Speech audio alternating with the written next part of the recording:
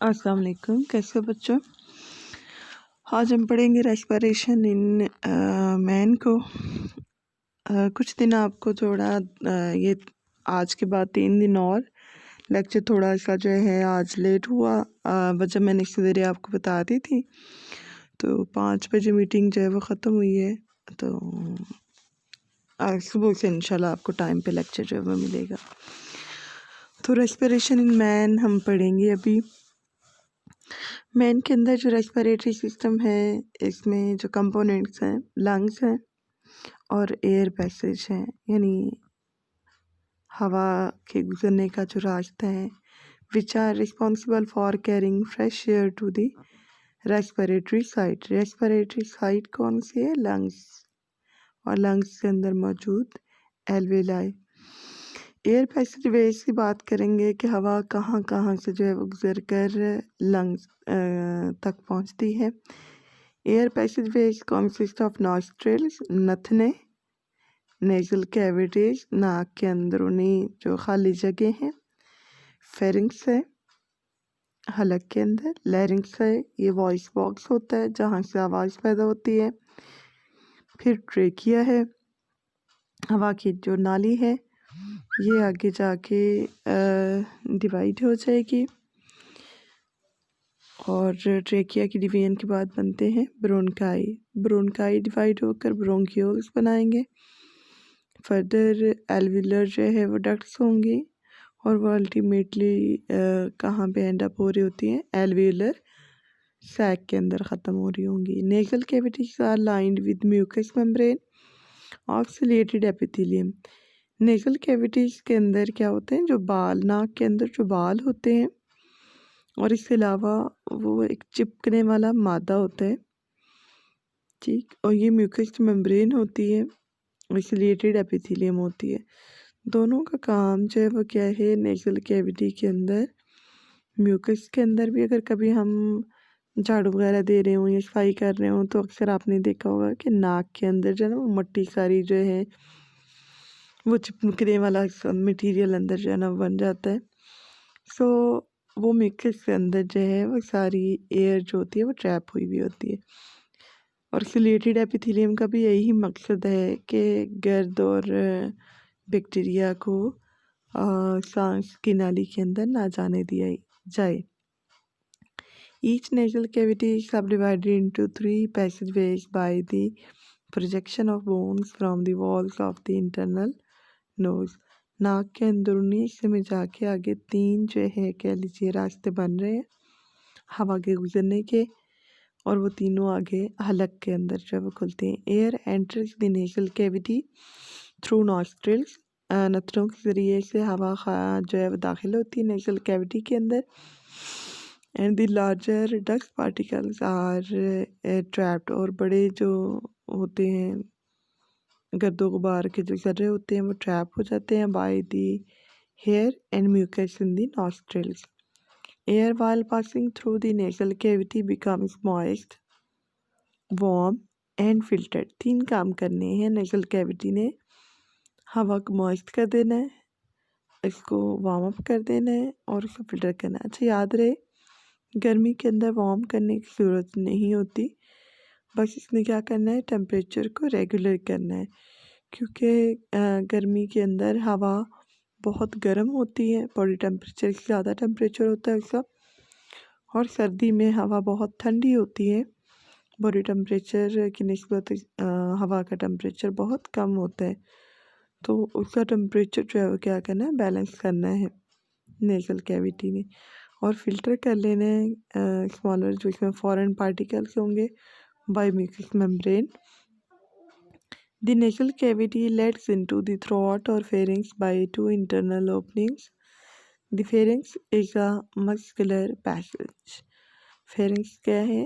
ये मसल से मिलकर बना हुआ एक रास्ता है, लाइन विद म्यूकस मेम्ब्रेन, और इसकी लाइनिंग भी म्यूकस मेम्ब्रेन से बनी होती है।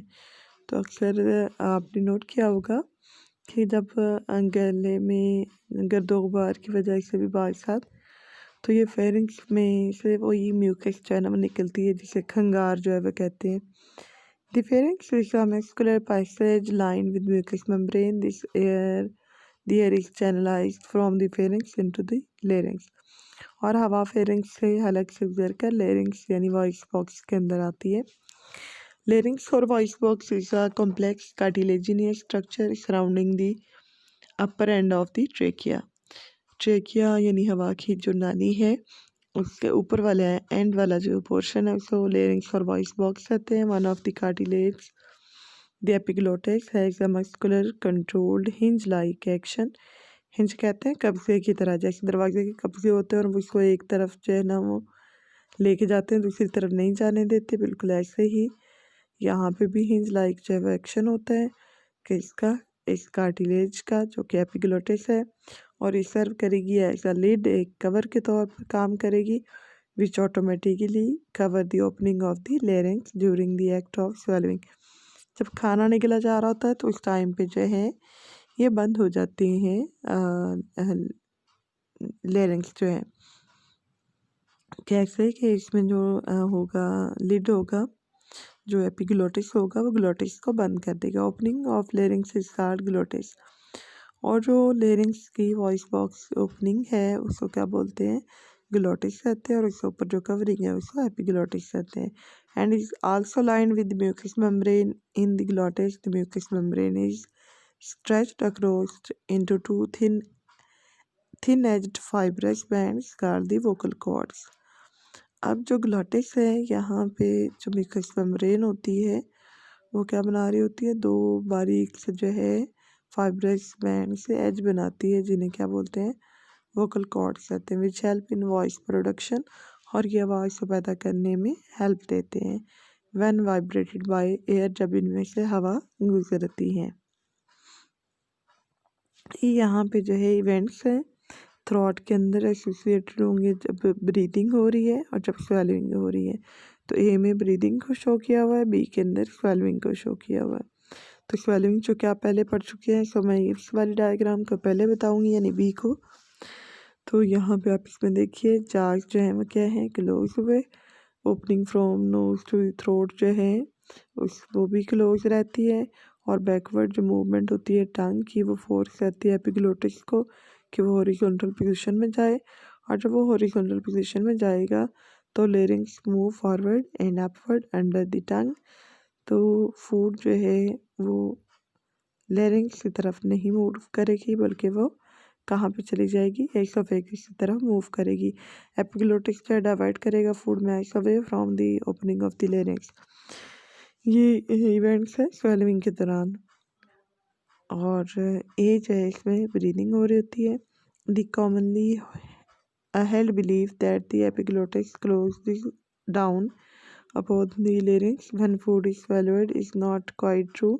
The closure is probably never complete। ये partial complete कह लीजिए, partially वो कवर करती है, पूरा कवर नहीं करती। और इससे एक मिसाल ये है कि खाना खाते हुए को बात कर रहे हैं या हमारा ध्यान हट जाए तो जो उच्छू लगता है जिससे जो है वो कफिंग होने लग जाती है और बाद साथ खाना जो है वो सांस वाली नाली में जाता है। तो ये इस बात का सबूत है कि लेरिंग्स मुकम्मल तौर पर बंद नहीं होता। Degree of closure is determined partially by the backward movement of the tongue during swallowing which forces the epiglottis into a more or less horizontal position, and partially by the upward movement of the larynx which brings it up under the epiglottis. Food does not enter the partially open larynx and obstruct breathing primarily because the epiglottis divert the food mass to one side of the opening and safely down to the esophagus। जबकि breathing के अंदर जो है वो क्या है, jars जो है वो ओपन होते हैं। Opening from the nose to throat जो है ये भी ओपन रहती है। टंग जो है वो अपनी नॉर्मल पोजीशन पे है। एपिग्लोटिस जो है ये वर्टिकल पोजीशन में होता है, ठीक है। और लेरिंग्स जो है इससे हवा गुजर कर ट्रेकिया में से निकलती हुई लंग्स तक जाती है। अच्छा, इसके बाद हमारे पास जो है ये पैसेज जो है पूरा द ट्रेकिया और विंड पाइप। ट्रेकिया जो है ये हवा की जो है वो नाली आ जाती है। इस वाली डायग्राम पे फोकस करिएगा ज़रा। फेरिंग्स के बाद लेरिंग्स है, ठीक है। लेरिंग्स के बाद जो है वो क्या है, ट्रेकिया, और ट्रेकिया से आगे जो है वो डिवीजन होने के बाद वो दो ब्रोनकाई जो है वो निकलेंगे। So trachea or windpipe is a tubular structure lying ventral to the esophagus. esophagus की ventral side पे बैक साइड पे ये पड़ा हुआ है to the esophageal and extend to the chest cavity or thorax where it is divided into right and left bronchi. ये chest तक आएगी विंड पाइप और ट्रेकिया, वहाँ पे डिवाइड हो जाएगी, लेफ्ट और राइट ब्रोनकाई बन जाएंगे. In the wall of trachea there are a series of C-shaped cartilage rings which prevent the trachea from collapsing and keep the passage of air open. ये इसको चिपकने नहीं देगा, यानी पिचकने नहीं देगी. ये C-शेप जो रिंग होंगी ना, तो इससे हवा की पाइप जो है वो बंद नहीं होगी. Each bronchus on entering the lungs divided and subdivided progressively into the smaller and smaller bronchi. When the smaller bronchi attain a diameter of 1 millimeter or less, then they are called bronchiole. यानी जो है bronchi divide और redivide हो जाएंगे, लेकिन उन्हें कहेंगे bronchi. Bronchiole इन्हें कब कहेंगे? जब उनका डायमीटर 1 मिलीमीटर या इससे कम हो जाए. Bronchi have the same cartilage ring as the trachea, but the rings are progressively replaced by irregularly distributed cartilage plates. Aahista Aahista जो है ये ब्रोनकाई के अंदर पूरी C-शेप रिंग होने के बजाय कार्टिलेज की प्लेट्स आती जाएंगी. And the bronchioles totally lack cartilage. Bronchiole चूँकि कितना है 1 mm या इससे भी कम है इसका डायमीटर, सो इसके अंदर ना तो कार्टिलेज की प्लेट्स होती है और ना ही इसके अंदर कार्टिलेजिनस रिंग्स होती हैं. Bronchioles are made up of mainly circular and smooth muscle. The bronchioles continue to divide and subdivide deep into the lungs and finally open into a large number of air sacs. अब bronchiole आ गए. Bronchiole कब बने थे? Lungs के अंदर जो है ये देखिए ट्रेकिया डिवाइड हुआ, ब्रोनकाई बना. ब्रोनकाई एक लेफ्ट लंग में चला गया और एक राइट लंग के अंदर चला गया. ब्रोनकाई फर्दर डिवाइडेड होते जाएंगे और जब तक कि ये 1 mm का डायमीटर टेन करते हैं इन्हें क्या बोलेंगे? तब इन्हें ब्रोंकियोल जो है वो कहेंगे. ब्रोंकियोल जो है इनके अंदर कोई कार्टिलेजिनियस रिंग नहीं होती और ये किससे बने हुए हैं? सर्कुलर स्मूथ मसल से मिलकर बने हुए हैं. अब ब्रोंकियोल्स मजीद डिवाइड करेंगे और सब डिवाइड होंगे deep into the lungs and finally open into a large number of air sacs. Air sac is the functional unit of the lungs. Each air sac consists of several microscopic single-layered structure called the alveoli. हर जो air sac होगा उसके अंदर क्या होंगे? बहुत सारे alveoli होंगे. Overlying a rich network of blood capillaries to produce an excellent site for the exchange of gases. Lungs are closed sacs that are connected to the outside by the way of the trachea and the nostrils or mouth. Lungs का connection बाहर हवा के साथ कैसे होता है? Open nostrils के through और माउथ के through. Lungs are spongy because of the presence of millions of alveoli. बहुत सारे alveoli होते हैं जिस वजह से इस पे appearance कैसी है? स्पॉन्जी है. यानी ये जो है जैसे सोफ़ा होता है ना, उसको आप दबाएं तो दब जाता है और छोड़ें तो वापस अपनी जगह पे, वैसे ही लंग्स भी कॉन्ट्रैक्शन रिलैक्सेशन उसमें आती है. Lungs are placed in the chest cavity. Chest cavity is bounded by ribs and muscles on the side. The floor of the chest is called diaphragm. Chest के फ्लोर को जो है ना वो क्या बोलते हैं? डायाफ्राम कहते हैं. Diaphragm is a sheet of skeletal muscle. बाकी जो है ना इसमें स्मूथ मसल थे, लेकिन यहाँ पे क्या कौन से वाला डायफ्राम कौन से मसल से मिलकर बना हुआ है? स्केलेटल मसल से मिलकर बना हुआ है. Lungs are covered with double layered thin membranous sacs called the pleura. यहाँ इंपॉर्टेंट क्वेश्चन है, डायफ्राम और प्लूरा क्या है? डायफ्राम की definition, floor of the chest is called diaphragm and it is a sheet of skeletal muscles. जबकि lungs जो है covered होते हैं डबल मेम्ब्रेन लेयर से, और इस डबल मेम्ब्रेन थिन लेयर को या मेम्ब्रेन को क्या बोलते हैं? प्लूरा कहते हैं. एल्वेलाई क्या है? इस तरह ब्रोनकाई ब्रोंकियोल में फ़र्क क्या है? ठीक है, ये इसके अंदर कुछ जो है वो शॉर्ट क्वेश्चन है. एयर पैसेज जो है वो शॉर्ट क्वेश्चन है. व्हाट इज लैरिंक्स और वॉइस बॉक्स, ये शॉर्ट क्वेश्चन है. कंपोनेंट्स ऑफ रेस्पिरेटरी सिस्टम जो है वो शॉर्ट क्वेश्चन है। और इस तरह फंक्शन ऑफ वोकल कॉर्ड जो है ये भी एक शॉर्ट क्वेश्चन है। चूँकि इसमें शॉर्ट क्वेश्चन ही आने हैं सो ये शॉर्ट क्वेश्चन आप प्रिपेयर करेंगे। डायग्राम पे थोड़ा सा और फोकस करिए। The lungs lie within the thoracic cavity which is bounded by the ribs and the diaphragm. Pleural membrane जो है ये line up करती है the part of the thoracic cavity containing the lungs so that the lungs are in the pleural cavities. Pleural membrane lungs से इर्द गिर्द जो है वो क्या होगी, मौजूद होगी।